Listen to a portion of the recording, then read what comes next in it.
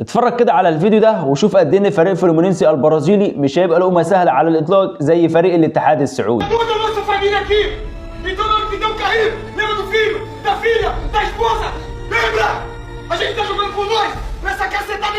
وزي ما انت شفت كده في الفيديو، فريق بيمتلك بعض من صفات النادي الاهلي، بيمتلك صفه الاصرار والعزيمه على المكسب، بيمتلك روح وجرينتا وشخصيه مفيش فيهم محترفين كتير، بغض النظر عن ان هو بيمتلك لاعب بحجم مارسيلو لاعب ريال مدريد السابق اللي حقق كل شيء في عالم كره القدم، وايضا بغض النظر عن الاعمار السنيه الكبيره لهذا الفريق، واللي مارسيل كولر طلع اكد على النقطه دي بالتحديد ان السن مش كل حاجه وان الملعب هو الفاصل ما بين الفرقتين. يعني مش عايزك كمشجع للنادي الاهلي تعتبر ان عامل السن للفريق فلومينينسي البرازيلي هيبقى عبء كبير على الفريق وبالتالي المباراه محسومه قبل ما تتلعب للنادي الاهلي. ده طبعا خطا كبير جدا. يمكن معظم الناس اللي هتتفق على كلامي بالتحديد اللي اتفرج على نهائي كوبا ليبرتادوريس، يعني مباراه ما بين فريقين بيمتلكوا نفس الصفات تقريبا، وهي صفات الروح والقتاليه، علشان كده المباراه مش هتبقى سهله على الاطلاق. سيبك بقى من كل اللي فات